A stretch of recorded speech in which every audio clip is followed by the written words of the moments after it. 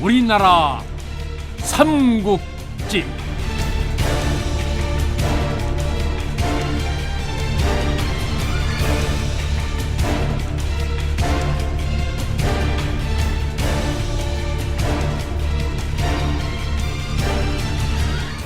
제51부 도미부의 첫 번째.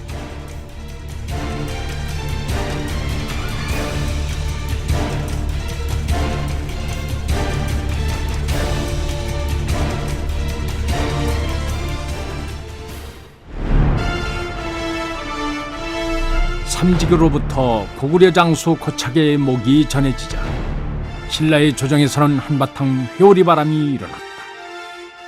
비록 암암리의 백제와 동맹을 맺기는 했지만 지금의 군사력으로는 막강한 고구려군에 대항하기 어려웠다. 놀지왕은 대신들을 돌아보며 언성을 높였다. 아니, 하슬라 성주는 어찌 이를 이 지경까지 만들었단 말이오? 자기 나라 장수가 죽었는데 고구려가 가만히 있겠소? 놀지왕의 음성이 떨려 나왔다. 이미 벌어진 일이니 어찌하겠사옵니까? 일단 고구려로 사신을 보내어 피치 못할 상황에서 벌어진 일임을 설명하고 원만한 해결을 도모해야 할 것이옵니다. 그러나 놀지왕을 다독이는 후엽의 표정은 안심시키는 말과는 달리 어둡기 그지가 없었다.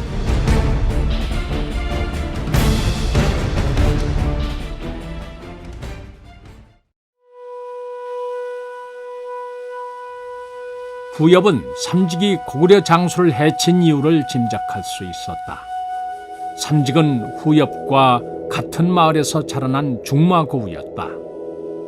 어린 시절 삼직은 나이답지 않게 인품이 넉넉하고 무예가 뛰어나 또래 동무들의 우두머리를 행세했던 반면에 후엽은 혼자서 글을 읽고 사색하는 일에 빠져 어린 나이에도 학문의 경지에 이르러 있었다. 이처럼 다른 두 사람이었지만 서로에 대한 우위만큼은 주위 사람들이 부러워할 정도로 돈독했다. 삼직은 후엽의 깊은 통찰력과 감성을 인정했고 후엽은 삼직의 배포와 대쪽 같은 성품을 부러워했다.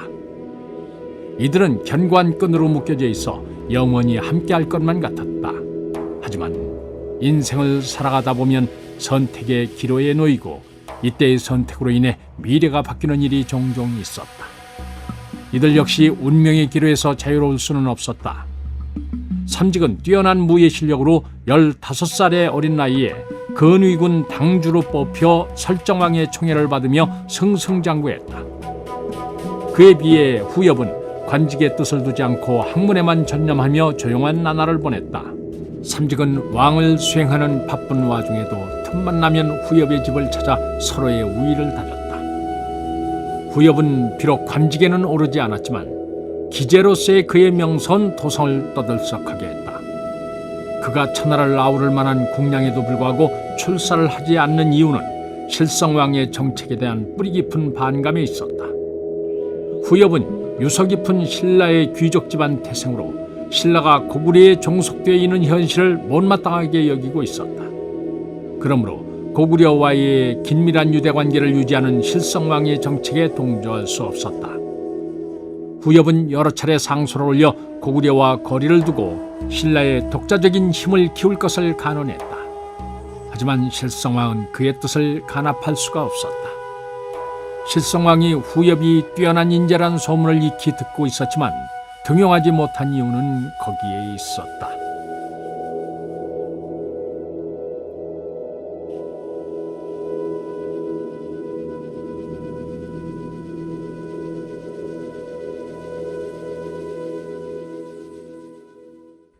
실성왕 6년 어느 봄날, 후엽은 정자에 앉아 연못가에 한껏 피어오른 철쭉을 보며 자연의 아름다움에 감탄하고 있었다. 그때 뒤에서 우렁찬 사내의 목소리가 들려왔다. 신선 노름이 따로 없구만. 후엽은 돌아보지 않아도 누구인지 알 수 있었다. 자네, 그동안 무척 바빴던 겐가? 어찌 이리 오랜만에 나타났는가? 후엽은 건석 달 동안 삼직을 만나지 못했었다. 눈코 뜰 새 없이 바빴지. 지금도 금방 다시 가봐야 한다네. 아니, 오랜만에 들러서 회포 풀 시간도 주지 않는단 말인가? 무심한 사람 같으니라고. 후엽이 원망스러운 얼굴을 짓자 삼직은 미안한 표정으로 대답했다. 나 역시 자네와 오랜만에 술이라도 한잔하며 이야기를 나누고 싶지만 왕명이 떨어졌으니 어쩔 수 없지 않은가. 요즘 동쪽 남쪽 해안 가릴 것 없이 왜적들이 빈번히 출몰한다는 장계가 올라와 폐하께서 나에게 토벌을 명하셨네. 본디 외에는 많은 소국들이 존재했다. 외에서 가장 큰 세력인 대화국이 고구려의 한예관부에 소속되긴 했지만 몇몇 소국들은 독자적으로 활동하며 배후 세력을 형성했다. 왜적들은 대마도를 근거지로 삼고 무리를 지어 신라의 해안으로 배를 타고 들어와 약탈을 자행하고 달아나곤 했다. 이에 해안에 사는 백성들의 피해가 자심해지자 고구려의 광개토 태왕은 실성왕에게 전지를 내려 왜적을 토벌하게 했다. 실성왕은 여러 차례 군사를 일으켜 왜적을 물리쳤다. 하지만 왜적들은 소규모의 병력으로 재빨리 치고 빠지는 전술을 구사하기 때문에 토벌전을 펼쳐도 쉽사리 그들을 따라잡기 어려웠다. 그래서 실성왕은 고구려의 도움을 받아 기동대를 구성하고 삼직을 우두머리로 삼았다. 기동대의 임무는 해안을 따라 순시하며 왜적의 침입에 대비하는 것이었다.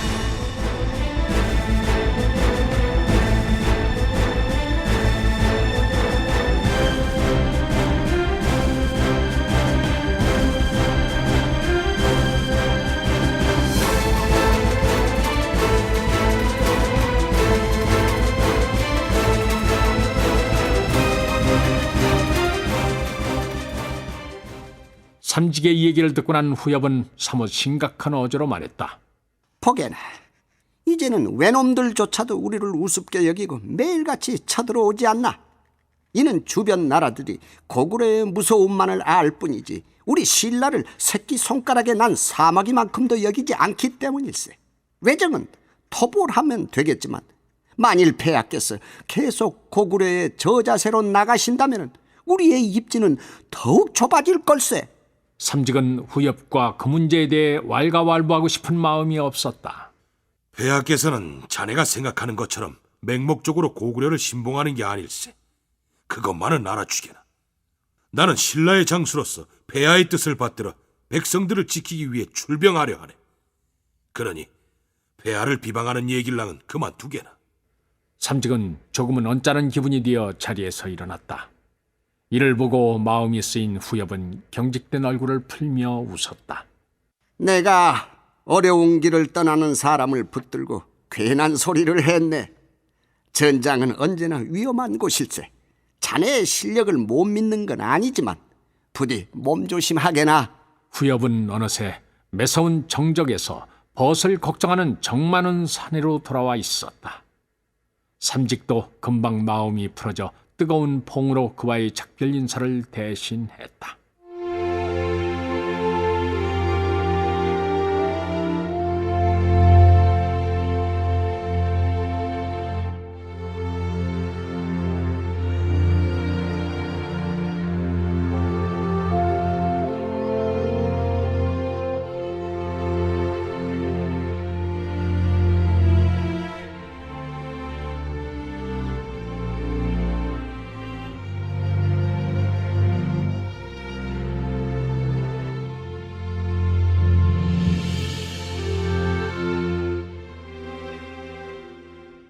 삼직마저 도성을 떠나자 더는 후엽을 찾아오는 자가 없었다. 모두 실성왕을 두려워하고 있었기 때문이었다. 후엽은 두문불출한 채 시문을 정리하는 일로 소일거리를 삼았다. 그러던 어느 날 늦은 밤에 대문을 두드리는 소리가 들렸다.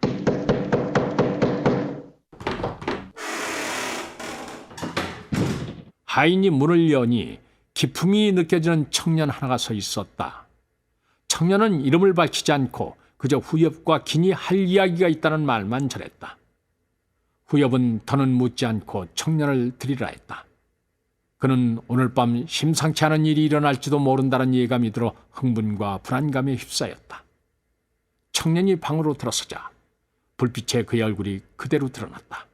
후엽은 순간 놀란 입을 다물지 못했다. 청년은 바로 선왕인 내물왕의 아들인 눌지였다.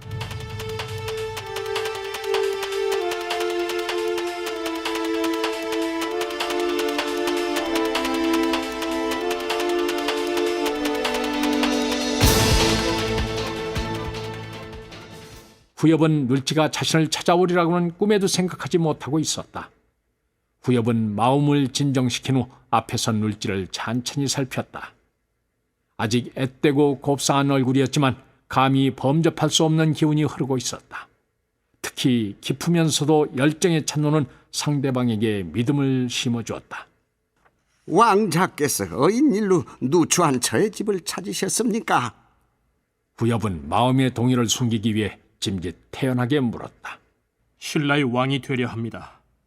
도와주십시오.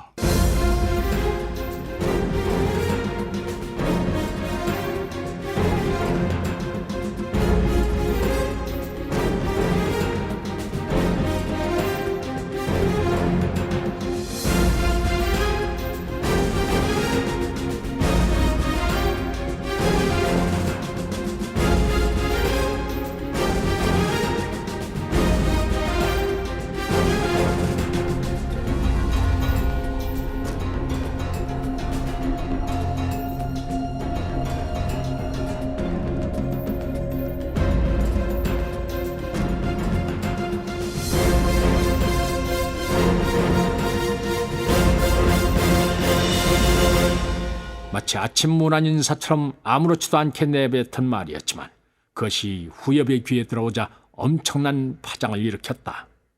그 무슨 말씀이십니까? 빼앗긴 나의 자리를 찾고자 합니다. 비록 전왕의 아들이고 광개토 태왕의 입김이 없었다면 왕위에 오를 수 있었다고는 하지만 지금은 엄연히 실성왕이 신라의 왕좌에 앉아 있었다. 이는 발설하기조차 두려운 영모였다. 후엽은 눈앞이 아득했다. 그런 엄청난 말씀을 하시면 목숨이 10개라도 살아남기 어렵습니다. 지금 왕자를 감시하는 자들이 어딘가에서 듣고 있을지도 모릅니다. 부디 자중하십시오. 후엽은 혹시나 해서 사방을 둘러보았다. 이를 본 눌지의 얼굴에는 실망감이 역력했다.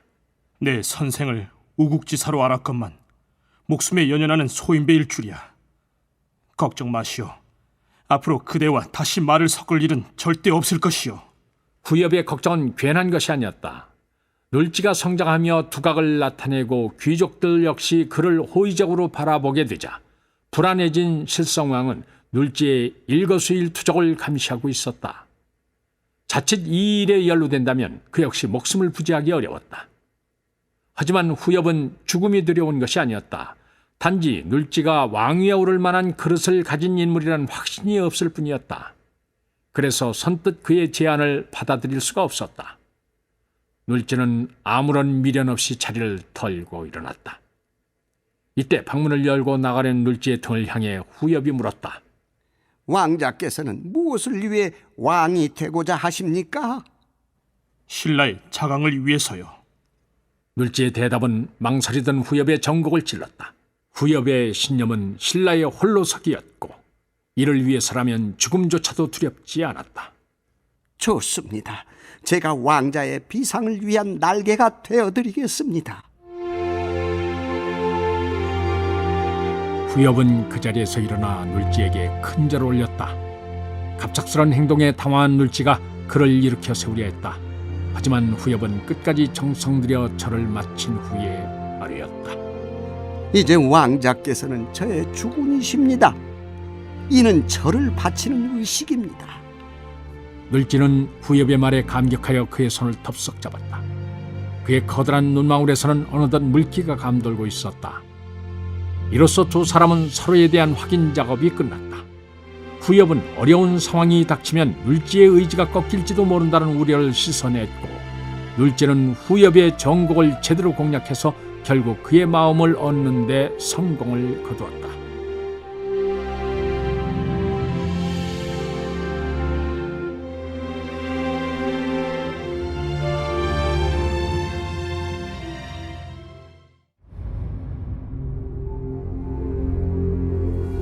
눌지는 후엽뿐 아니라 신라의 유력한 귀족들을 찾아다니며 각자가 원하는 것들을 보여주었다. 명예욕이 많은 자에게는 집안을 대대로 빛낼 관직을 약속했고, 재물욕이 많은 자에게는 눈이 휘둥그레질 만한 재물을 보장했다. 그리고 고구려의 반감을 가진 자들에게는 고구려에 대한 위기의식을 고취시켰고, 우국 충정을 가진 자들에겐 실성왕의 실정을 들추어냈다. 이리하여 신라 육부 귀족들의 마음이 눌지에게 돌아갔으니 눌지야말로 사람들의 마음을 들여다보는 독심술의 대가라 불릴만 했다.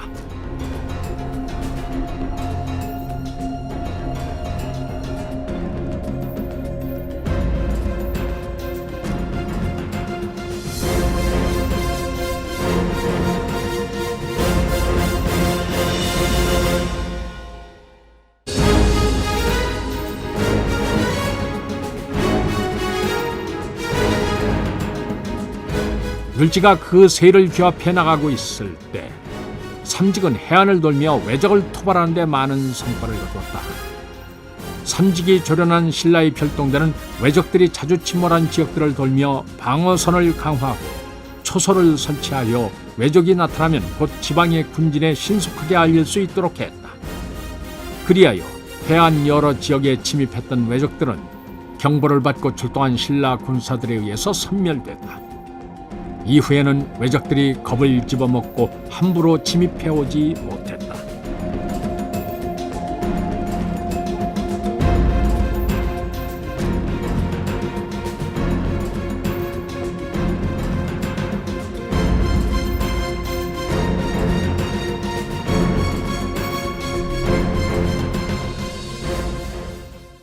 삼직은 침입해오는 왜적을 무찌르는 데 만족하지 않았다. 그는 조정에 장계를 올려 자신이 직접 대마도를 치는 것을 윤허해달라고 청했다. 아예 왜적들의 근거지로 쳐들어가서 그 뿌리를 뽑겠다는 생각이었다. 실성왕은 삼직의 장계를 받고 대신들과 의논했다. 삼직의 용맹으로 짐에 근심을 덜겠구려. 그가 이제까지 세운 공적을 본다면 이번 일도 잘 해내리라 믿소. 실성왕이 삼직의 청원을 받아들이려 하자 서불한 미사품이 반대하고 나섰다. 무기는 피를 부르고 전쟁은 화를 초래하기 마련이옵니다. 더구나 바다 건넌 낯선 곳으로의 정벌은 위험하기 이를 데 없사옵니다. 적에 대해 제대로 알지도 못하면서 무작정 달려든다면 10중 8구 패하기 십상이옵니다.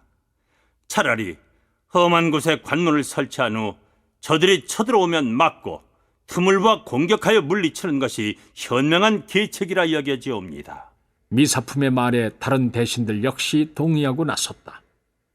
실성왕 역시 미사품의 말을 듣고 나니 무리하게 위험을 무릅쓰면서까지 공격할 필요가 없다는 생각이 들었다. 그래서 왕은 삼직의 청원을 허락하지 않기로 결정했다.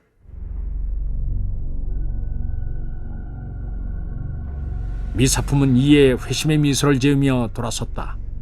그는 왕의 사랑을 독차지하고 사방에 명성을 날리고 있는 삼직을 질투하고 있었다. 그대로 놔두면 자신의 자리까지 치고 올라올 것이 분명했으므로 애초부터 싹을 잘라야 했다. 한편 왕명을 전해들은 삼직은 뱃속에서 불덩어리가 치밀어 올랐다. 하지만 아무리 답답하고 화가 난다고 할지라도 왕명을 어길 수는 없었다. 그래서 삼직의 대마도 정벌 기획은 수포로 돌아가고 말았다. 이처럼 조정 안에서 권력 다툼이 벌어지고 있는 가운데 눌지는 차츰 힘을 길렀다. 하지만 실성왕이라고 가만히 보고만 있지는 않았다. 왕은 자객 단계를 보내 눌지를 암살하려고 하다가 실패한 후로 그에 대한 경계를 더욱 강화했다. 눌지의 세력이 커져서 함부로 손대기 어려워지자 실성왕은 그 세력을 약화시키기 위해 눌지의 오른팔이자 동생인 왕자 복호를 고구려의 볼모로 보냈다. 그렇지만 눌지는 실성왕의 생각대로 겁을 먹고 움츠러들기는커녕 더욱 서둘러 거사를 추진했다.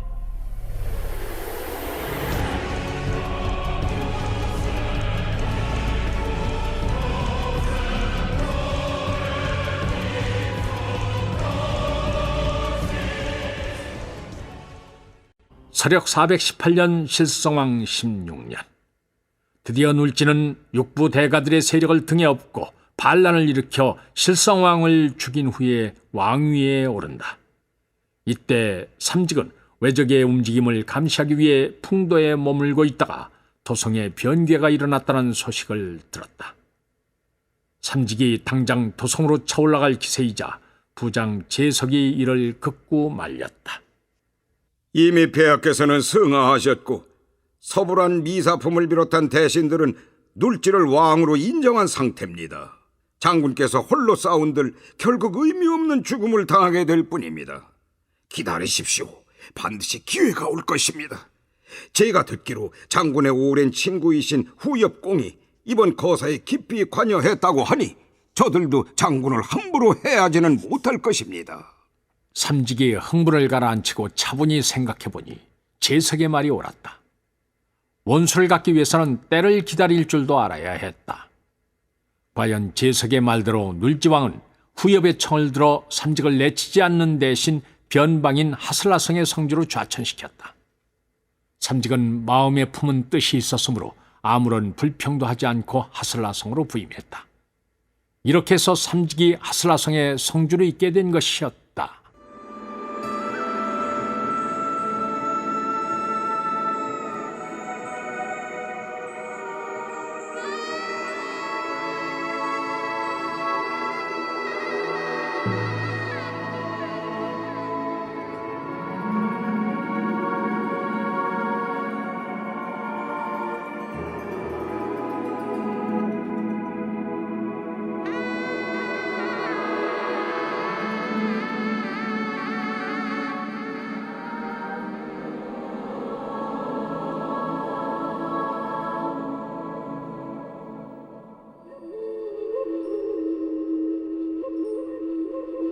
후엽은 삼직이 고구려와 신라를 이간질시켜 눌지왕을 곤경에 몰아넣으려 한다는 것을 금방 알아챘다. 삼직이 순순히 눌지왕 밑에서 녹을 먹겠다고 했을 때 의아해했는데 이번 일로 모든 것이 분명해졌다. 삼직은 일부러 고구려 장수의 목을 베었고 이로 인해 그가 뜻한 대로 신라는 위기에 빠지고 말았다. 후엽은 마음속으로 갈등했다. 지금은 반대편에 서 있지만 삼직은 어렵던 시절 자신을 알아준 유일한 벗이었다. 그래서 그를 지켜주고 싶었다. 하지만 그렇다고 죽은이 위험에 처해 있는데 두 손 놓고 있을 수도 없었다. 어떤 식으로든 양쪽 모두 다치지 않게 이번 일을 잘 마무리해야만 했다.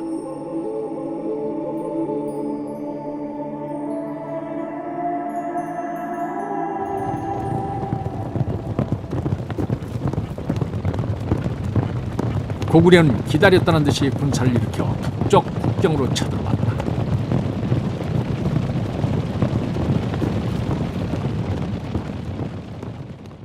이에 후엽은 자청에서 단신으로 고구려 진영에 찾아갔다. 이번 원정의 지휘를 맡은 고구려 장군 고명보는 언짢은 얼굴로 후엽을 맞이했다. 양국이 서로 우호를 맺어온 세월이 수백 년인데 우리 장수를 그처럼 참혹하게 죽였으니 이 어찌 의리를 저버린 행동이라 하지 않을 수 있어. 나는 태왕 폐하의 미영을 받고 이를 응징하기 위해 왔노라. 이에 후엽이 머리를 조아리며 말했다. 어찌 소국이 이심을 가질 수 있겠습니까? 대대로 소국은 상국을 모심에 있어서 한치의 소홀함도 없었습니다. 이번 상국의 장수를 해한 일은 우발적인 사고였을 뿐입니다. 신라는 추호도 상국에 대해 불경스러운 마음을 품은 적이 없나이다. 부디 저희의 애타는 심정을 헤아려 주십시오. 후엽이 이토록 저자세로 나오니 고명보 입장에서도 무턱대고 징치할 수는 없었다. 고명보가 주춤하자 후엽은 이 틈을 놓치지 않고 파고들었다. 이번 일에 대해 사죄하는 의미로 죄인 하슬라 성주를 국법에 따라 엄단할 것이며 더불어 실직주의 땅을 고구려에 바치겠나이다. 장수 태왕의 의도는 신라를 위협하여 딴 마음을 품지 못하게 하는 데 있었다. 도성에서 먼 남방까지 영향력을 미치기 어려운 마당에 백제와 가야 그리고 외를 제압하기 위해서는 신라와 우호관계를 유지해야만 했다. 귀국의 충정이 그와 같다면 어찌 한 번의 실수로 벌할 수 있겠는가? 네, 폐하께 품해서 관용을 얻어보도록 하겠네. 고명보는 장수 태왕의 의중을 꿰뚫고 있었기 때문에 자신 있게 말할 수 있었다. 고명보의 보고를 받은 장수태왕은 신라의 사죄를 받아들이고 실직당을 얻는 선에서 이 일을 마무리 짓고 군대를 철수시켰다.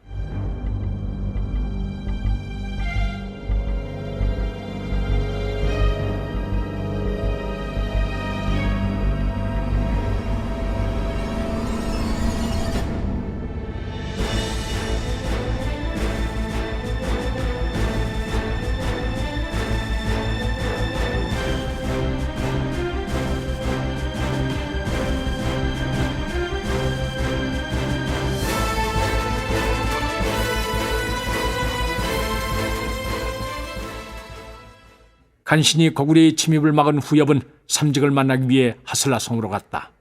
그러나 후엽이 성에 도착해보니 삼직은 이미 자취를 감춘 후였다.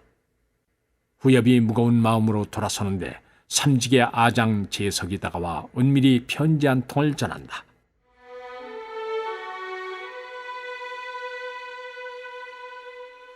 그대와 나는 내초부터 길이 달랐지만 마음의 품은 충정만은 같았네. 그대가 주군에게 품은 마음이 변함없듯이 나 또한 선왕을 향한 마음이 변하지 않을 것이네. 그대는 나의 둘도 없는 친구이지만 우리는 서로 다른 하늘을 이고 살아가야 하는 숙명이 아닐까. 언젠가는 그대에게 칼끝을 겨눠야 한다는 생각에 침통한 마음을 금할 수 없네. 하지만 나는 그날을 위해서 떠나야 하네. 부디 그때까지 강령하시게라. 후엽은 글자마다 삼직의 고통이 담겨있는 듯해 가슴이 미어졌다. 하지만 이것이 두 사람의 운명이라면 피할 수 없었다. 후엽은 그 자리에서 편지를 태웠다. 바람에 날아가는 재를 보니 어린 시절 밭두렁에서 함께 불장난하던 검게 그을린 삼직의 얼굴이 떠올랐다.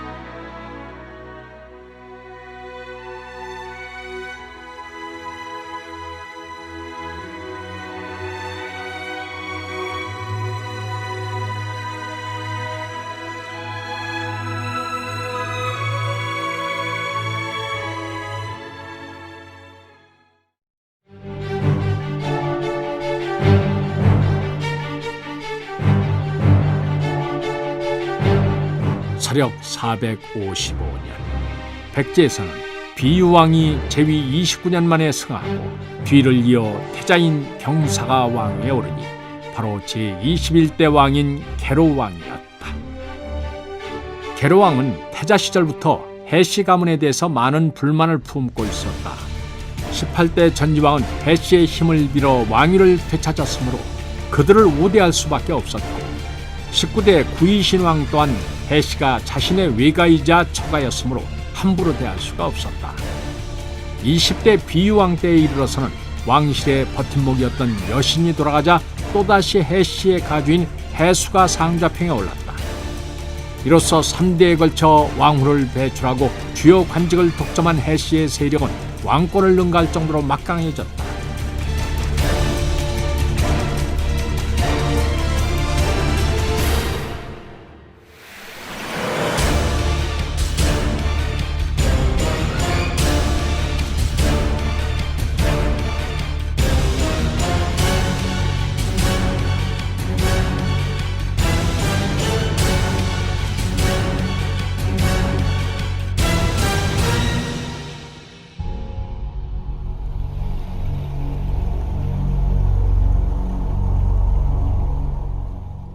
계로왕은 왕위에 오르자 해씨를 누를 궁리를 했다. 이때 태자 시절부터 계로왕을 모셔왔던 염한이란 시위가 있었다. 염한은 꾀가 많고 눈치가 빨라서 계로왕의 비위를 잘 맞추었다. 하루는 염한이 왕의 처소에서 차시종을 들고 있을 때였다. 해시 문제로 고민하던 게르왕이 자신도 모르게 깊은 한숨을 내쉬었다. 이 모습을 지켜보던 여만이 왕에게 속삭였다. 폐하, 무엇을 그리 고민하고 계시옵니까? 게르왕은 어린 시절부터 자신의 옆을 지켜온 염한을 믿고 해시들에 대한 걱정을 털어놓았다. 게르왕의 이야기를 듣더니 염한이 빙긋이 웃으며 말했다. 그까짓 일로 뭘 그리 염려하시옵니까? 염한은 늘 자신의 미력한 처지를 한탄하며 권력을 동경했다. 이런 염한에게 게르왕의 근심거리는 출세를 위한 좋은 발판이었다. 그렇다면 너에게 묘안이라도 있단 말이냐? 게르왕은 귀가 번쩍 뜨여 염한에게 물었다. 제게 계책이 있으니 들어보시겠사옵니까? 염한이 왕에게 올린 계책은 먼저 해시 가문의 가신들부터 척살하여 해시들의 손발을 묶고 그런 연후에 해시들을 하나씩 제거해 나가면 된다는 것이었다.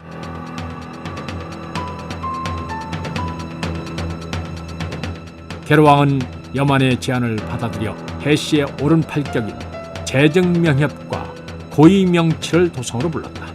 이들은 해시의 후광을 입고 성장한 무진주의 귀족들이었다. 재증명협은 속히 도성으로 들어오라는 왕명을 받고 불길한 예감이 들었다.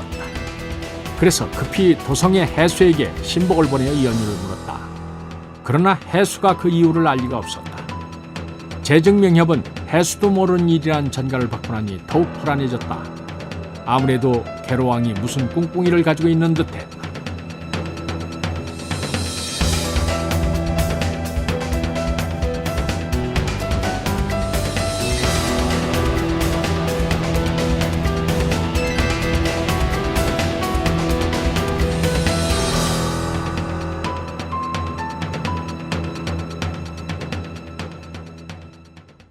재증명협은 도성으로 가고 싶지 않았지만 지엄한 왕명을 어길 수는 없었다.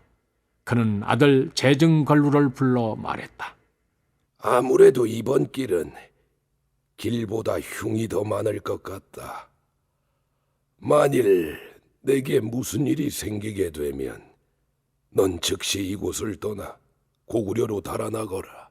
재증걸루는 어릴 때부터 좋은 스승을 모시고 배워 학문의 조예가 깊을 뿐만 아니라 무예에도 탁월한 재능을 타고나 무진주 내에서 그를 당할 자가 없었다.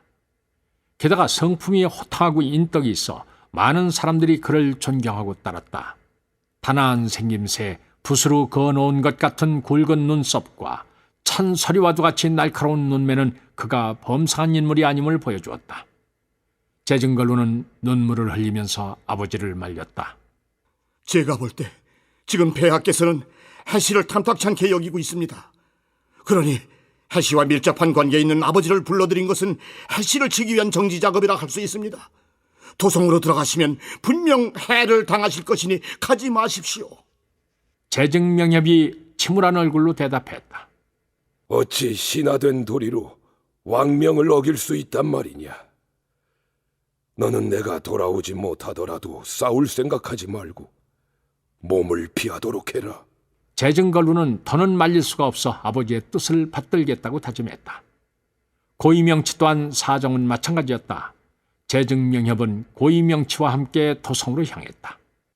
재증명협과 고이명치가 도착했다는 보고를 받은 게르왕은 군사들을 시켜 그들을 포박하도록 했다.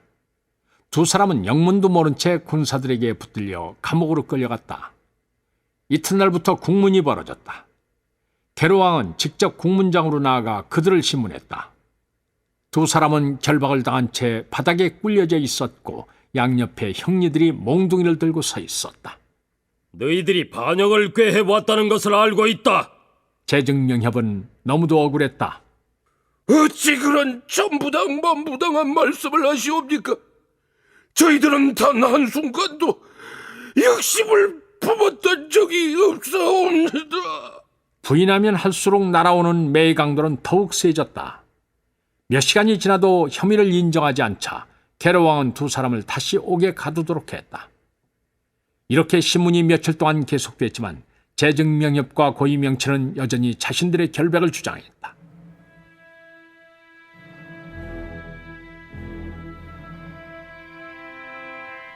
게르왕은 그들이 자신의 죄를 인정하든 하지 않든 상관이 없었다. 이미 그들은 영모의 죄를 짊어져야 할 운명이었다. 게르왕은 닷새 동안의 시문이 끝난 후에 재정명협과 고위명치가 모반을 꾀하다가 발각됐다고 공표하고 그들을 차명에 처했다.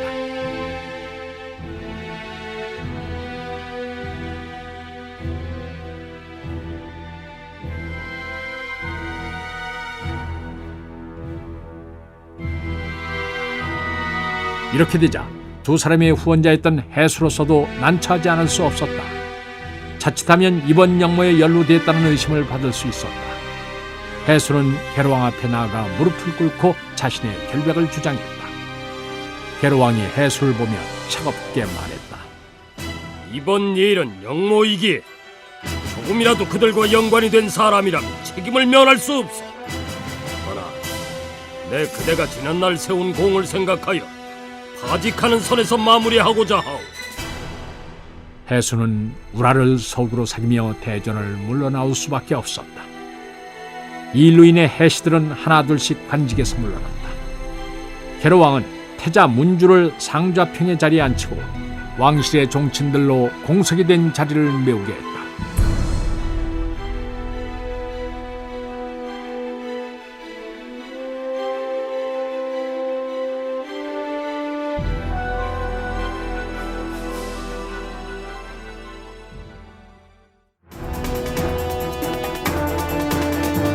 한편 재정명협과 고위명치가 처형됐다는 소식이 전해지자 재정걸루는 분을 참을 수가 없었다.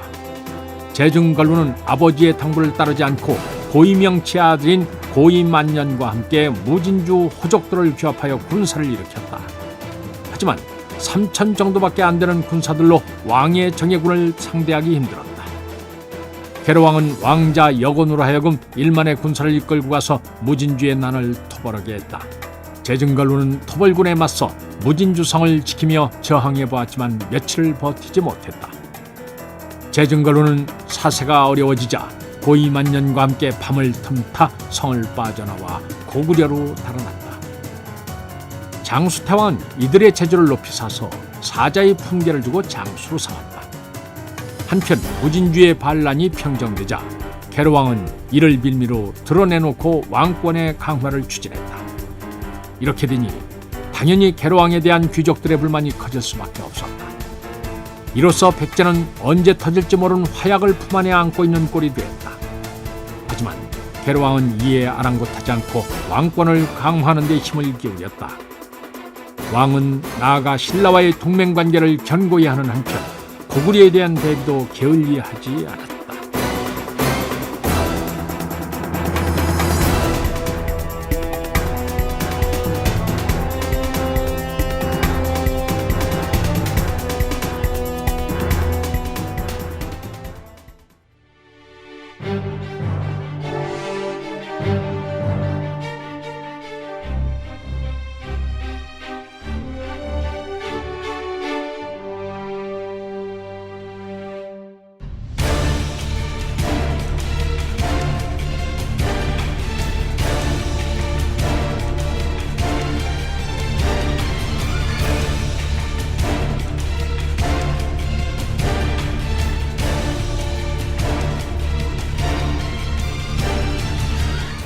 제51부 도미부인 첫 번째 편이었습니다.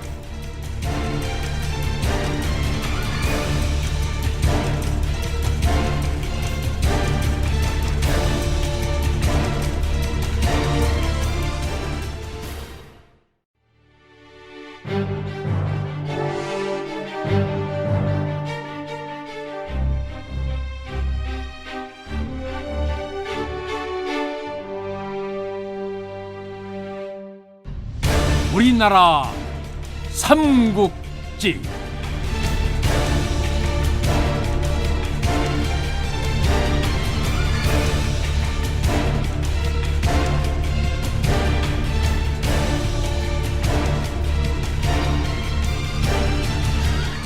제51부 도미부인 두 번째.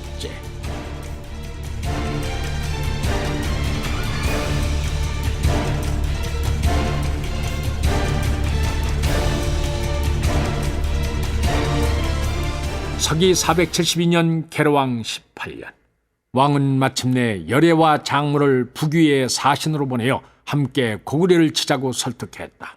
열애가 북위왕 현저를 만난 자리에서 전한 국서에는 다음과 같이 쓰여 있었다. 우리는 고구려와 더불어 부여에 그 뿌리를 두고 있습니다. 그래서 선세에는 그들과 두터운 우위를 나누었습니다. 그런데 고구려 사유왕이 등극하자 우호를 저버리고 우리의 국경을 침범했습니다. 우리의 조왕께서는 의로운 군대를 일으키시어 고구려군을 물리치시고 사유왕의 목을 베셨습니다. 그 뒤로 고구려는 감히 우리의 땅을 넘보지 못했습니다.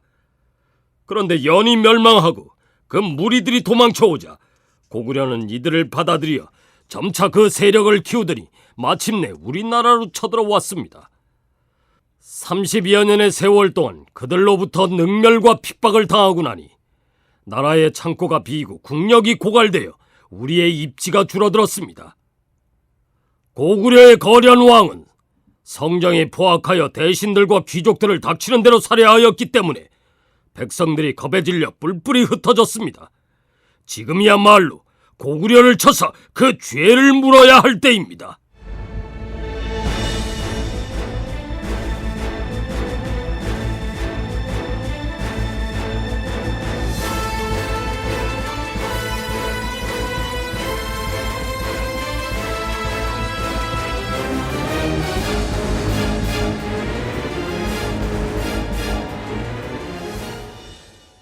동진과의 비수지전에서의 패배로 전진이 붕괴한 후에 선비족 탁발귀에 의해서 세워진 북위는 그 세력을 사방에 떨치며 화북을 통일했다. 계로왕은 이들과 힘을 합하여 막강한 고구려에 대응하려는 것이었다. 하지만 북위는 강남에서 새롭게 일어난 소음과 대치하고 있었기 때문에 요서 일대까지 세력을 뻗치며 대제국으로 성장한 고구려에 맞서 군사를 일으킬 수 없는 상황이었다. 북위왕 현조가 선뜻 승낙하지 않자 백제 사신 열애가 장무에게 눈짓을 했다. 그러자 장무는 짐 속에서 안장을 꺼내왔다.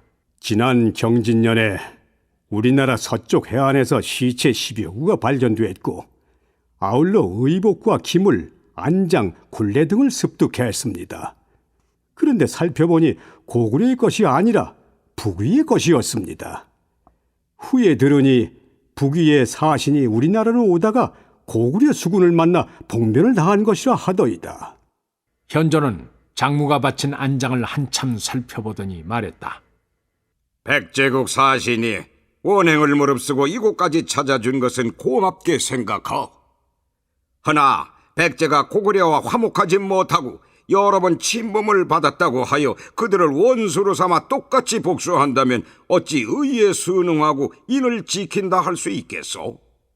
그리고 고구려가 앞서 보낸 우리의 사신들을 죽였다고 하는데 그들과 연락이 끊긴 지 여러 해가 되어 살았는지 죽었는지 모르기는 하지만 이 안장은 우리 북위의 것이 아니오.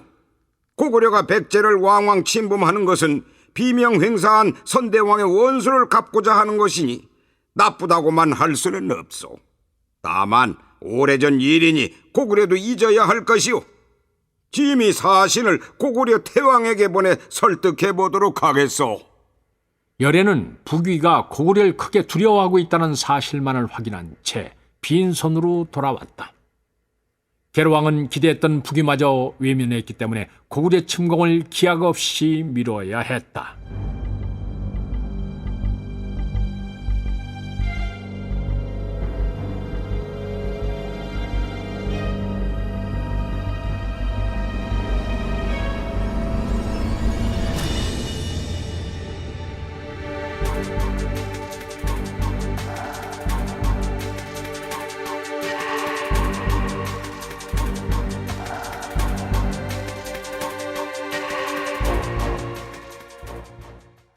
한편 장수태왕은 백제가 신라와 동맹을 맺고 북위에 국서를 보내는 등 고구려에 대항하려는 움직임을 보이자 대로하여 백제를 응징할 마음을 먹었다. 장수태왕은 신하들과 백제를 치는 일에 대해서 의논했다. 백제의 사정이 밝은 재증걸루가 나서서 말했다. 지금의 백제왕은 독선적인 인물로 자만심이 대단하옵니다. 그의 자만심을 이용한다면 백제의 힘을 크게 약화시킬 수 있을 것이옵니다. 그런 연후에 백제를 공격한다면 힘들이지 않고 승리할 수 있사옵니다. 먼저 간자를 보내어 그를 충동질하도록 하옵소서. 대로 제후가 장수태왕에게 아뢰었다. 물고기를 낚으려면 반드시 그 물고기가 좋아하는 미끼가 무엇인지를 알아야 하옵니다. 소신이 들으니 계로왕은 바둑을 좋아한다고 하옵니다. 그러니 바둑 잘 두는 자를 골라서 간자로 활용함이 좋을 듯 하옵니다. 장수태왕은 제후의 말에 따라 나라 안에서 바둑 잘 두는 사람을 물색했다. 이 소식을 들은 승려 도림이 태왕을 찾아와 간자로 갈 것을 자청했다. 소승은 어리석어 도를 깨우치진 못했지만 나라의 은혜에 보답하고자 하는 마음만은 태산과 같사옵니다. 또한 소승은 행자 시절부터 큰 스님께 바둑을 배워왔기에 그 묘리를 조금이나마 터득하고 있사옵니다. 폐하께서 저를 어리석다고 내치지 않으신다면 진력을 다해 나라의 보탬이 되도록 하겠사옵니다. 장수태왕은 도림의 말을 듣고 크게 기뻐했다. 도림은 그 길로 한성으로 달려갔다. 하지만 무턱대고 계로왕을 만나자고 할 수는 없는 일이었다. 도림은 계로왕이 바둑을 좋아한다는 것을 익히 알고 있었으므로 궐문에 나아가 수문장에게 큰 소리로 고했다. 소승은 어려서부터 바둑을 배워 잠옷 묘경에 이르렀습니다. 폐하를 뵙고 바둑의 도에 대해서 말씀드리고자 합니다. 수문장에게 이 말을 전해들은 계로왕은 호기심이 동하여 도림을 불러들였다. 그대는 어디서 온 누구인가? 도림은 계로왕 앞으로 나서며 말했다. 소승은 고구려에서 온 도림이라고 하옵니다. 도림이 고구려에서 왔다는 말을 듣고 계로왕은 의심이 들었다. 그런데 무슨 일로 이곳까지 오게 되었는가? 도림이 자신의 처지에 대해서 아뢰었다. 지금 고구려 거련 대왕은 새로이 도부로 삼은 평양 출신의 귀족들만을 총애하고 전통 있는 명문 귀족들을 마구잡이로 숙청하고 있사옵니다. 소승이 보다 못해 태왕을 찾아가 나라의 앞날을 위해서는 자중해야 한다고 간언을 올렸사옵니다. 그런데 태왕은 간신의 충동질을 믿고 저를 끌어다 죽이고 증거로 심장을 꺼내오라 명했사옵니다. 그러나 다행히도 처형을 맡은 시위가 불심이 깊은 인물인지라 차마 소승을 죽이지 못하고 풀어준 후에 멧돼지의 심장을 꺼내어 저의 심장이라고 속이고 태왕에게 바쳤사옵니다. 그래서 간신히 목숨을 건질 수 있었사옵니다. 소승이 듣기로 대왕께서는 덕이 넘치실 뿐만 아니라 인재를 알아보는 눈을 가지고 계시다 하여 이 한 몸 의탁해볼까 하고 이렇게 찾아왔사옵니다. 계로왕은 자신을 칭찬한 말을 듣고 도림에 대한 의심이 눈 녹듯이 사라졌다. 계로왕은 궁녀에게 일러 바둑판을 가져오게 한 후에 도림에게 말했다. 그대가 바둑을 잘 둔다 하니 짐과 한번 겨루어 보세나. 짐도 그리 호락호락하지는 않을 것이네. 계로왕이 도림과 바둑을 두어보니 과연 국수의 솜씨였다. 왕은 도림을 철석같이 믿어 상객으로 대접하고 자주 불러서 바둑을 두며 환담을 나누곤 했다. 시일이 지나자 계로왕은 도림의 인품과 학식에 반하여 그를 늦게 만난 것을 한탄했다.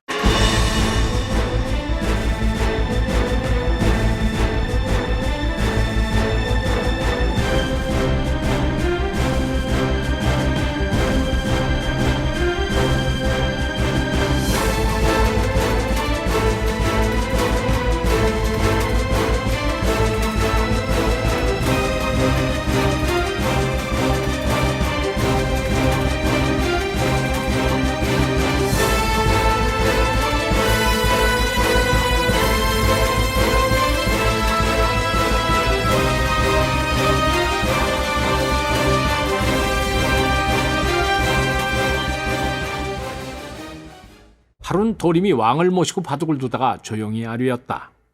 신이 타국 사람임에도 폐하께 호소는 꺼리지 않으시고 두터운 은총을 베풀어 주셨사옵니다.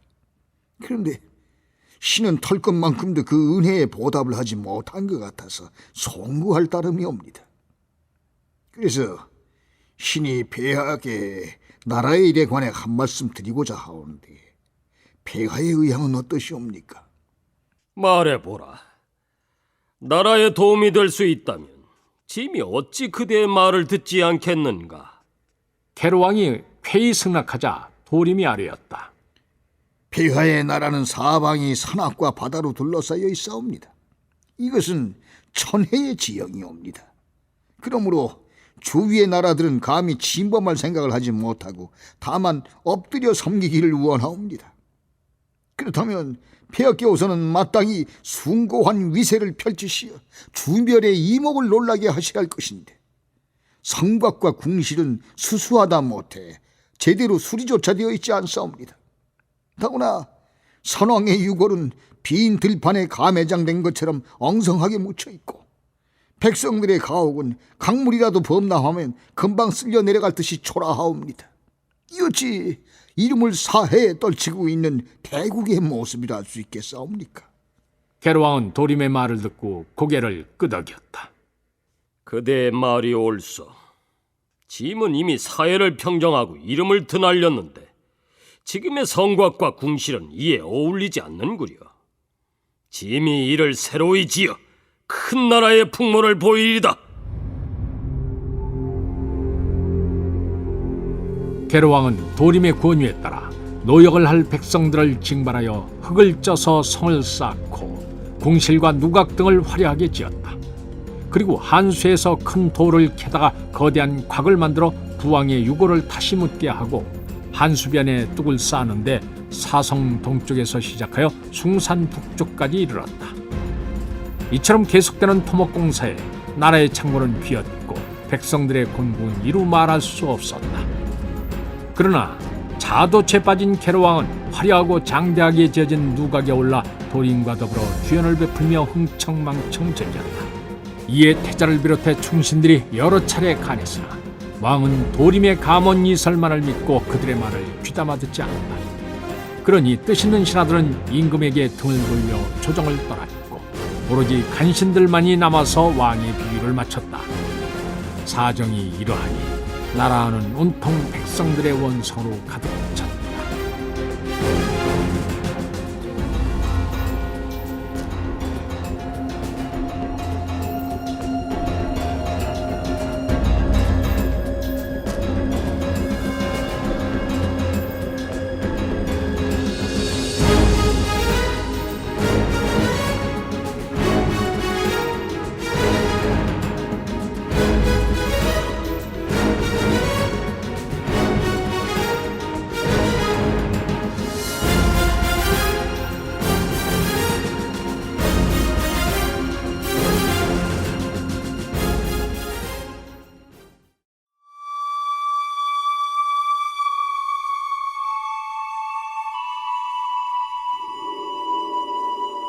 이때 백제의 벽촌에 돔이란 사람이 살았는데 시골의 필부였지만 성품이 고결하고 의리가 있어 어려운 사람을 돕고 약속을 천금처럼 여겼기에 무사람들의 존경을 받았다.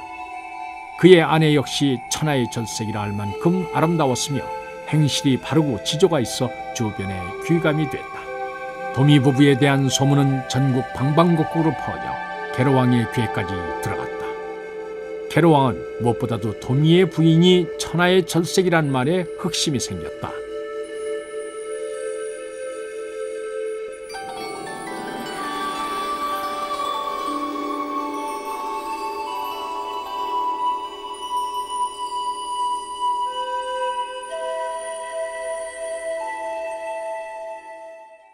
게르왕의 시위 중에 맹흠이란 자가 있었는데 성정이 흠용하고 이에 밝아 아첨을 일삼았다. 맹흠은 왕의 심중을 꿰뚫어보고 은근히 권했다. 도미 부인이 제 아무리 절개가 곧다 해도 감히 왕명을 거역할 수가 있겠사옵니까? 하지만 어찌 여염집의 부녀자를 함부로 취할 수 있겠느냐? 게르왕이 망설이자 맹흠은 못을 박듯이 말했다. 그렇다면 계책을 써서 취하시면 될 것이옵니다. 도미라는 자는 신의가 있기로 소문이 자자하옵니다. 그의 그런 성품을 이용하시면 될 줄 아옵니다. 게르왕은 맹흠의 말을 듣고 크게 기뻐했다.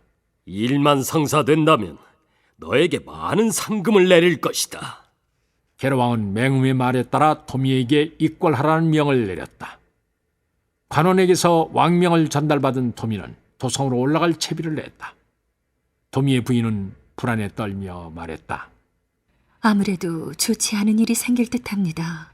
가시지 않는 것이 좋겠습니다. 백성된 자로 어찌 왕명을 거역할 수 있단 말이오. 너무 걱정 말구려. 설마 무슨 일이야 있겠소? 도미는 웃으며 아내를 안심시켰다. 집을 나서는 남편의 뒷모습을 바라보며 부인은 불길한 예감을 지을 수 없었다.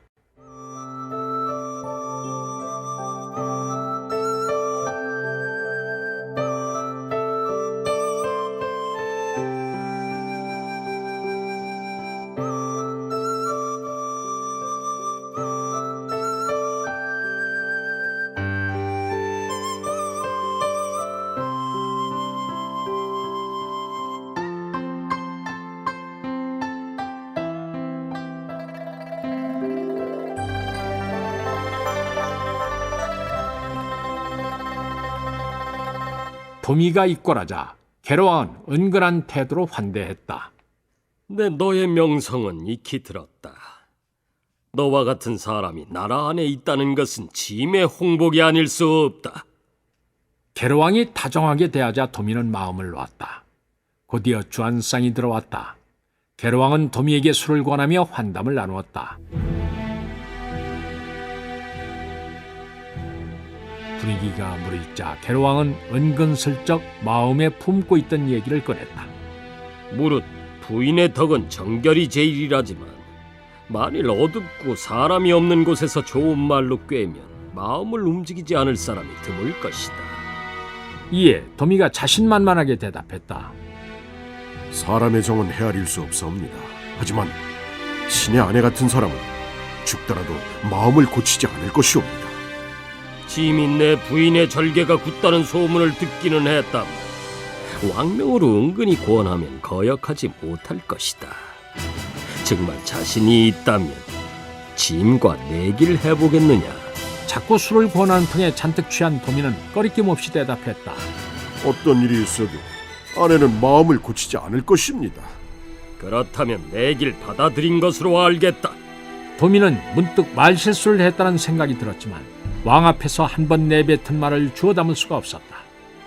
게르왕은 도미를 처소로 물러가게 한 후에 맹음을 먼저 도미의 집으로 보내어 왕이 방문할 것임을 알렸다. 부인은 기다리던 남편의 소식 대신 왕이 행차한다는 전가를 받고 일이 잘못되어 간다고 생각했다.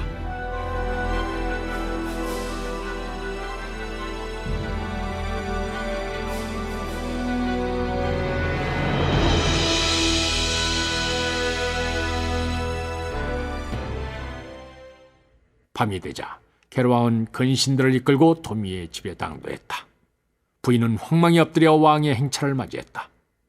게르왕이 부인을 보니 과연 한떨기 수국처럼 청초한 아름다움을 지닌 천하의 절색이었다. 왕은 욕망이 들끓는 시선으로 도미 부인을 쳐다보며 말했다. 짐은 오래전부터 내가 아름답다는 소문을 듣고 마음속으로 사모하고 있었다. 그런데 마침 도미가 입궐하여 그와 환담을 나누던 중에 장기로는 자기를 따를 자가 없다고 큰 소리를 치더구나. 그래서 너를 걸고 그와 내기장기를 두었는데 짐이 이겼구나. 지금부터 내 몸은 짐의 소유다. 내일은 너를 데려다 궁인으로 삼을 것이니 떠날 준비를 하거라.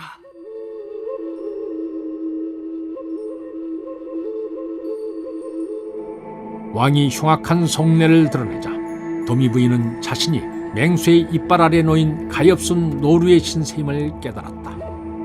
그녀는 당장이라도 탈환하고 싶었지만 왕의 호위무사들이 집을 물샐 틈 없이 에워싸고 있었으므로 어찌할 도리가 없었다. 도미 부인은 정신을 가다듬고 위기를 모면할 방책을 찾으려 했었다. 게르왕은 급한 마음에 부인의 손목을 잡아 끌었다. 도미 부인은 마음을 정한 듯 침착한 목소리로 아뢰었다.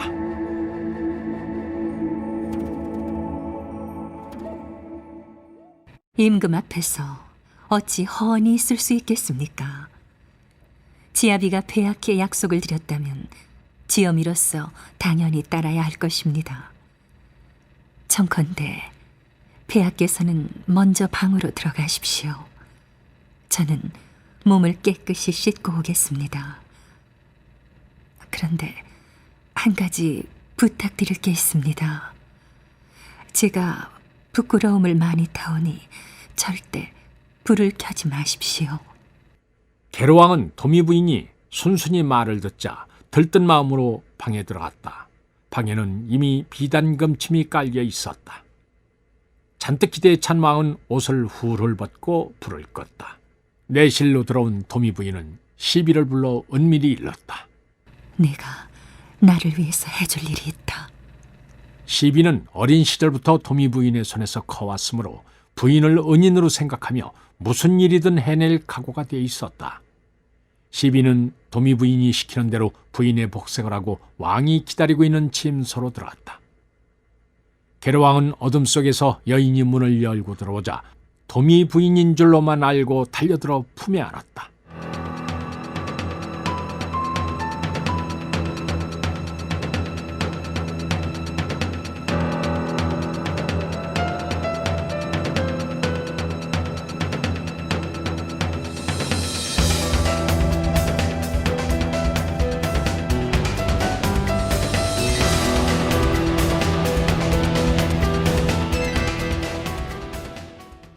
긴 밤이 지나고 새벽이 됐다. 밖에서 맹음이 부르는 소리가 들려왔다. 폐하! 이제 돌아가셔야 할 시간이 옵니다. 왕의 채통에 밤이슬을 밟고 다니는 모습을 백성들에게 보이는 것은 좋지 않았다. 계로왕은 흡족한 웃음을 지으며 의관을 정지하고 밖으로 나왔다. 계로왕은 도성으로 출발하면서 맹음에게 날이 밝으면 부인을 가마에 태우고 궁으로 돌아오라 했다. 계로왕이 궁으로 들어와 정문을 마치고 처소에 들었을 때 맹음이 들어와 부인을 별궁에 모셨다고 아뢰었다. 계로왕은 지난밤의 여운을 되새기며 별궁으로 향했다. 별궁 안은 청사초롱으로 환히 밝혀져 있었고 부인은 침상에 다소곳이 앉아 있었다.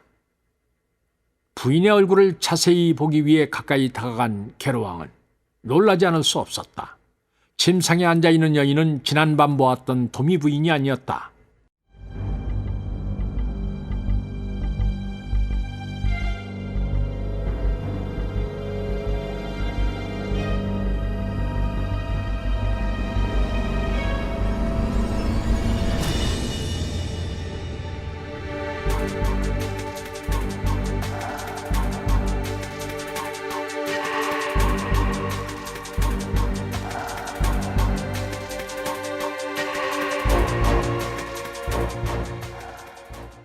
시비를 다그쳐 자초지종을 드는 계로왕은 자신이 속은 것을 알고 크게 분노했다. 계로왕은 저수에서 기다리고 있던 도미에게 백성들을 선동해서 반역을 꾀했다는 죄를 씌워 두 누나를 빼고 작은 배에 태워 강물에 띄워보내라 명했다. 그리고 군사들을 도미의 집으로 보내서 도미의 아내를 궁궐로 끌어오게 했다. 도미 부인이 끌려오자 계로왕은 날선 목소리로 으르렁거렸다. 내 남편은 짐을 속인 죄로 형벌을 받았다. 양쪽 누나를 모두 뽑고 강물에 띄워 보냈으니 아마 죽음을 면치 못했을 것이다. 이래도 짐의 말을 안 듣겠느냐? 계로왕은 말을 마치기 무섭게 도미 부인에게 달려들어 강제로 범하려 했다. 남편이 죽었다는 말을 들은 도미 부인은 온몸에 기운이 빠지는 것 같았다. 하지만 이 자리에서 그대로 당할 수는 없었다. 부인은 한시라도 빨리 궁궐을 빠져나가 남편의 뒤를 따르고 싶었다. 부인은 왕을 밀쳐낸 후에 체념한 말투로 말했다. 남편을 잃은 안악의 몸으로 앞날이 막막합니다. 그런데 폐하께서 미천한 몸을 어여삐 여겨주시니 어찌 마냥 거부만 할 수 있겠습니까? 지금 제 몸이 깨끗하지 못하니 다른 날을 받아 목욕지에게 하고 폐하를 모시겠습니다. 계로왕은 부인의 맑은 눈망울에 취해 다시 그녀의 말을 믿기로 하고 물러났다.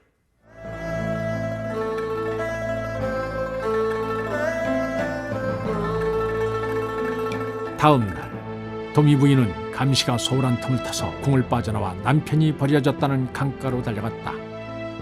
부인은 강 어귀를 바라보며 눈물을 흘렸다. 네, 당신 없이 어찌 살겠습니까? 당신의 뒤를 따르렵니다. 도미 부인은 하늘을 우러러 빌었다. 저는 오늘 이곳에서 죽겠습니다. 천지신명께서는 부디 왕의 악행을 벌하여 소녀의 원한을 풀어주십시오. 도미 부인은 강물에 몸을 던졌다.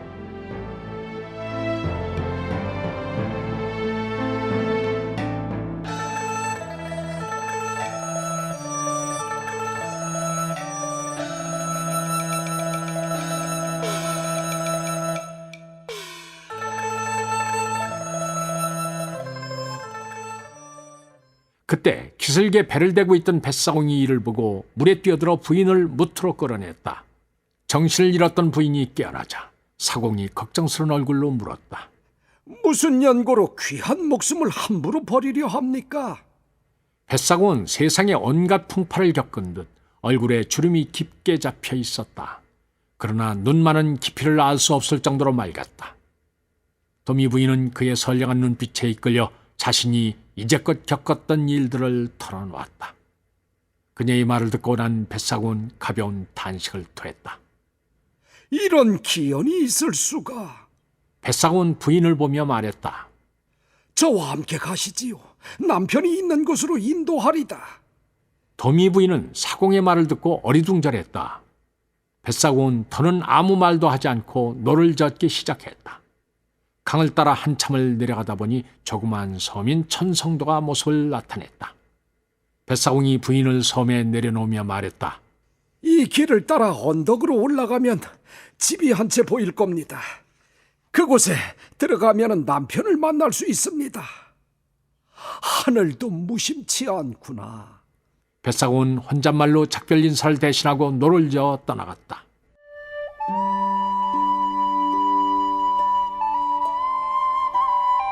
도미 부인은 혹시나 하는 기대를 가지고 사공이 가르쳐준 길을 따라갔다.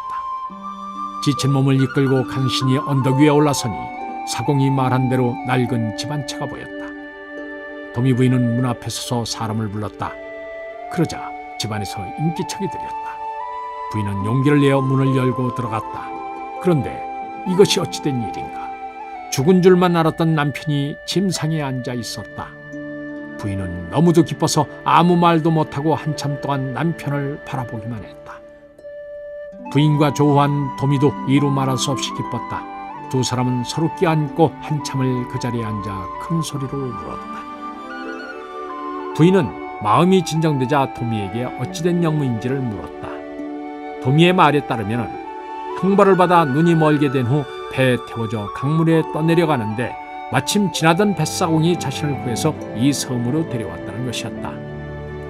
도미 부인은 좀 전에 봤던 사공의 모습을 떠올렸다. 그러고는 사공이 사라진 방향으로 큰 절을 올렸다. 이렇게 해서 극적으로 해완 도미 부부는 괴로운 군사들의 눈을 피해 낮에는 숨고 밤에는 이동하여 고구려로 넘어갔다. 그들은 산산이라는 곳에 정착하여 곤궁하지만 금슬 좋게 살다가 일생을 마쳤다.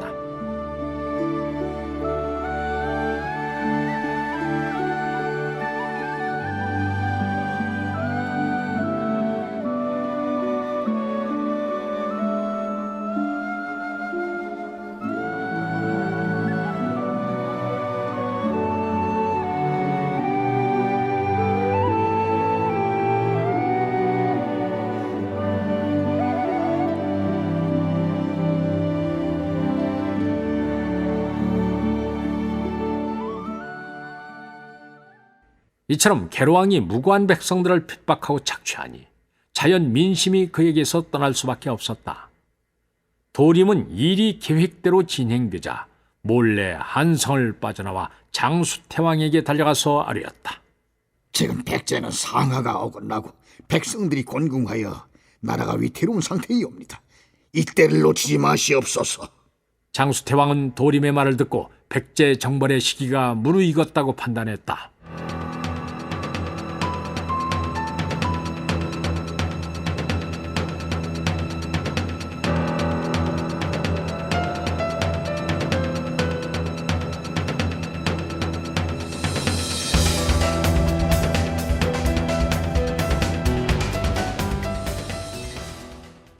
서력 475년 고구려 장수태왕 63년 9월, 태왕은 드디어 대로 제후를 대장군에 임명한 후 3만의 군사를 거느리고 백제 정벌에 나섰다. 이때 재증걸과 고이만년이 나서서 태왕에게 간청한다. 저희들이 선봉에 서서 싸우게 해주십시오. 두 사람으로서는 비로소 부모의 원수를 갚을 수 있는 기회가 찾아온 것이었다. 장수태왕은 이들이 백제의 내부 사정과 지리를 잘 알고 있다는 점을 높이 사서 선봉으로 삼았다. 고구려군이 쳐들어오자 계로왕의 학정에 시달려서 기강이 해해진 백제 군사들은 제대로 싸우지도 않고 달아났다. 그러자 백성들은 앞다투어 성문을 활짝 열고 고구려군을 맞이했다. 이렇게 해서 고구려군은 단 열흘 만에 한수 이북의 성들을 모두 점령하고 한성에 이르렀다.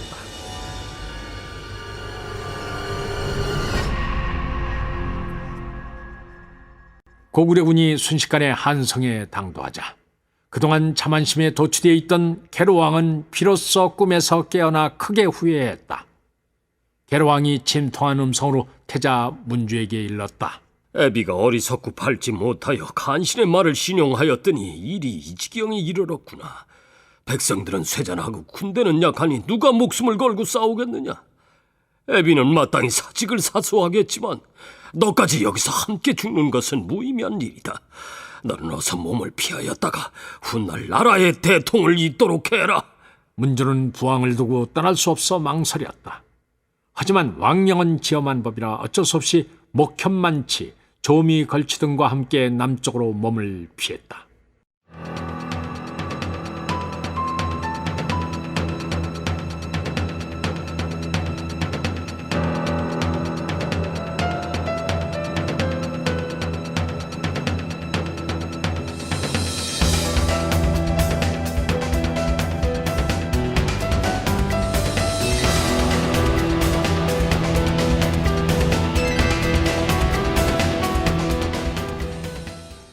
고구려 장군 제후는 군사들을 이끌고 한성에 외성을 쳐서 일주일 만에 함락시킨 후에 내성을 포위하고 공격을 퍼부었다. 이를 견디다 못한 성중의 백성들은 왕을 잡아서 고구려에 바치고 항복을 해야 한다고 외쳐댔다. 성 안의 분위기가 흉흉해지자 계로왕은 신변의 위협을 느끼고 시위 맹흠과 함께 밤을 틈타 성벽을 넘어 남쪽으로 달아났다. 한참을 도망치다가 성이 보이지 않게 되자 계로왕은 한숨을 돌렸다. 하지만 여유를 누릴 시간도 없었다. 갑자기 한때의 군마가 나타나 계로왕의 앞을 막아서는 것이었다. 군마의 앞에 펄럭이는 깃발에는 재증과 고이란 두 글자가 선명하게 쓰여 있었다. 재증걸로는 말에서 뛰어내리더니 계로왕 앞에 엎드려 절을 했다. 이것은 지난날 모셨던 왕에 대한 예우였다. 재증걸로는 예를 마치고 일어서더니 계로왕의 얼굴을 향해서 침을 3번 뱉고 꾸짖었다. 그대의 사악한 성정으로 인해 나의 아버지를 비롯해 무수한 백성들이 억울하게 목숨을 잃었다. 이는 군왕의 도를 저버린 것이니 죗값을 받아야 한다.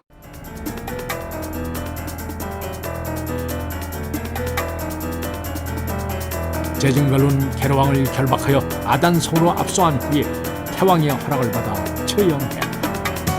이로써 재증걸로는 아버지의 원수를 갚고 한을 풀었다. 이는 도미 부인이 하늘에 빌었던 대로 천벌이 내린 것이었다.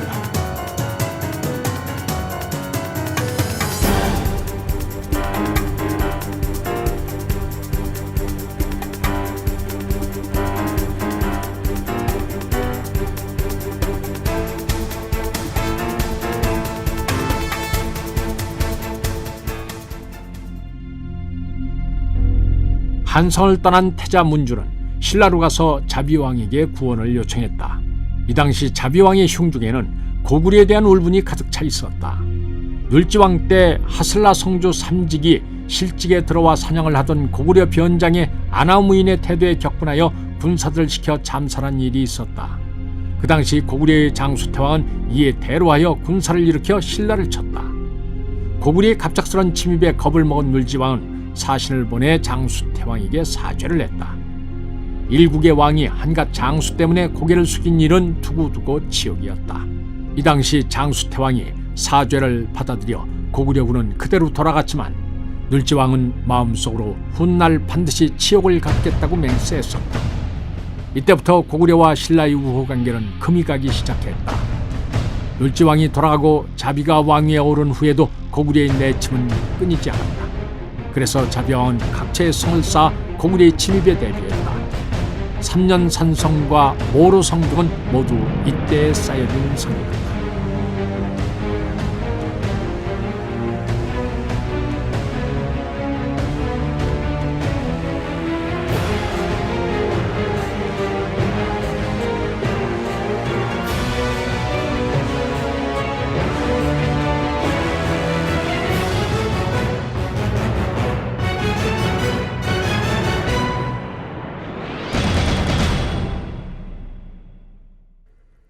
문주는 자비왕의 내심을 꿰뚫어보고 말했다.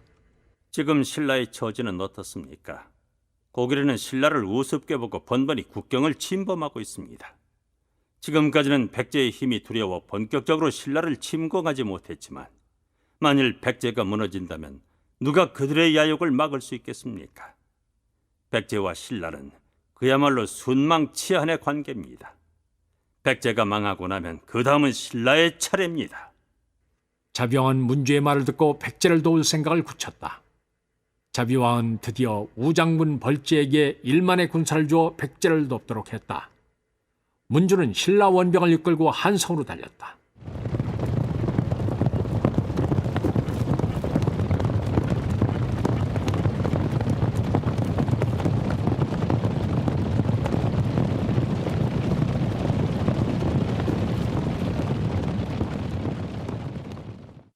하지만 신라군이 성에 채 도착하기도 전에 한성은 함락됐다. 문주는 계로왕이 고구려군에게 끌려갔다는 소식을 들어야 했다. 이에 문주는 매우 낙담하여 망연자실했다. 신라 장군 벌지가 문주를 위로했다.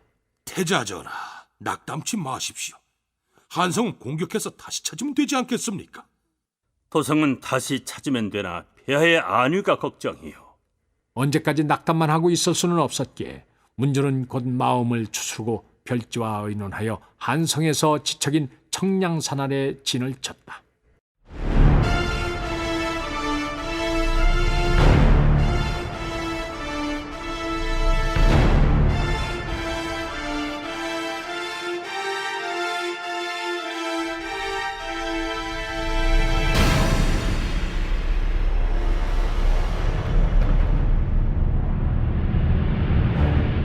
문주가 벌지와 한성을 탈환할 계책을 논의하고 있을 때 파수를 보던 군사가 뛰어들어와 아뢰었다. 지금 정체할 수 없는 일대 병력이 이곳으로 달려오고 있습니다.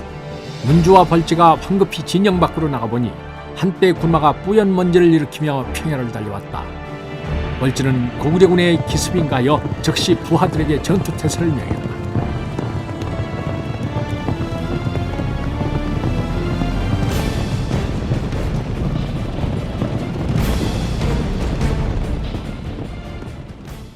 정체불명의 군마들은 신라 군영 앞에 멈춰섰다. 그중 수염을 아름답게 기른 건장한 사내가 말에서 뛰어내려 문주 앞으로 달려와 엎드렸다. 신 웅진 성주 백가, 태자 전하께 문안 인사 올립니다. 그들은 바로 웅진성의 군사들이었다. 문주는 크게 기뻐하며 백가를 손수 일으켜 세웠다. 백가는 한성이 함락됐다는 소식을 듣고 웅진성 주변의 호족들을 결집하여 군사를 일으켜 달려온 것이었다. 백가를 필두로 많은 호족들이 휘하 군사들을 이끌고 달려와 합류하니 그 수가 무려 5만에 이르렀다.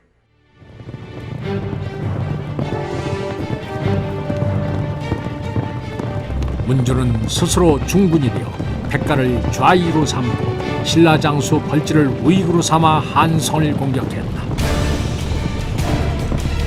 한성을 차지하고 승리감에 도취해 있던 고구려 장군 제우는 제라 연합군의 기습을 받자 허둥지둥 한성을 버리고 한수 이북으로 물러났다.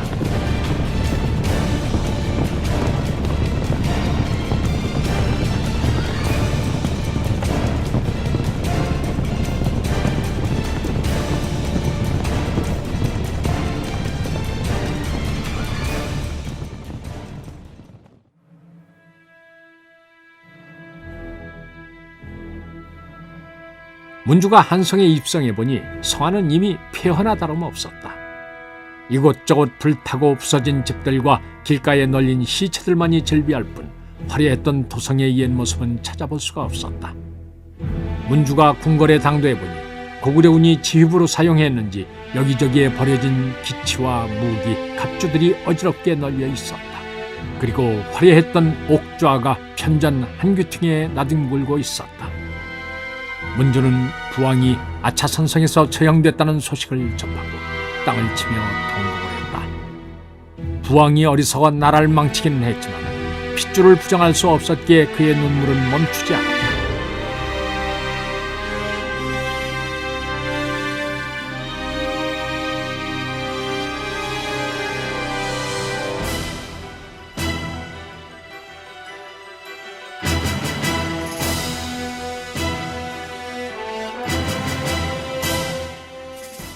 고구려군이 한강 이북으로 물러가자 백제의 대신들은 문주를 왕으로 추대했다. 이리하여 문주가 개로왕의 뒤를 이어 왕위에 즉위하니 이가 바로 제22대 왕인 문주왕이었다.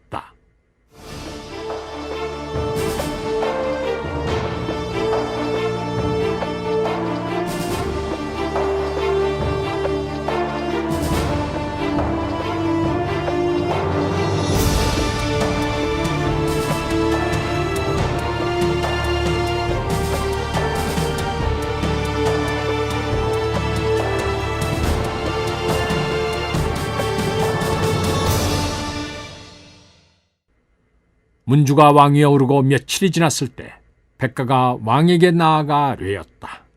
아직 싸움이 끝난 것이 아니옵니다. 고구려는 한강 너머에서 다시 쳐들어올 기회를 호시탐탐 노리고 있사옵니다. 헌데 이곳 한성은 저들과 너무도 가까운 위치에 있사옵니다.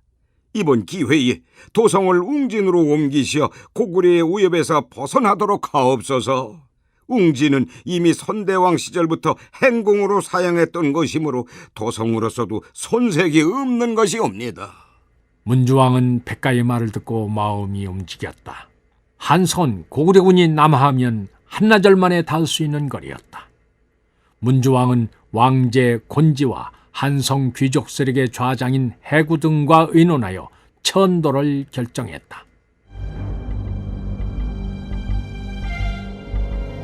웅진은 사통팔달의 교통요지로 임금이 순행할 때 자주 머무는 곳이었기 때문에 이미 행궁이 지어져 있었다.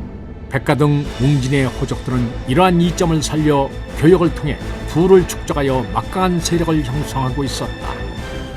서력 475년 10월 웅진으로 천도한 문주왕은 대두산성을 수리하여 한강 이북의 백성들을 이주시키는 한편 고구려의 침입에 대비했다.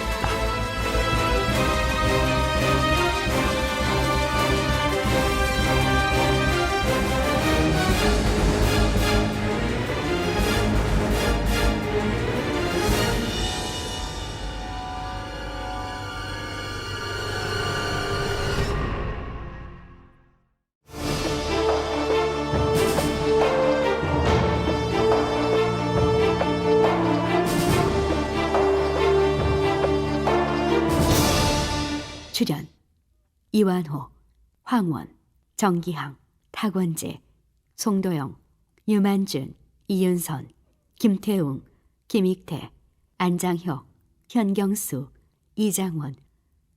해설 김종성. 음악 이춘화. 효과 엄기혁. 기술 서교식. 총진행 유만준.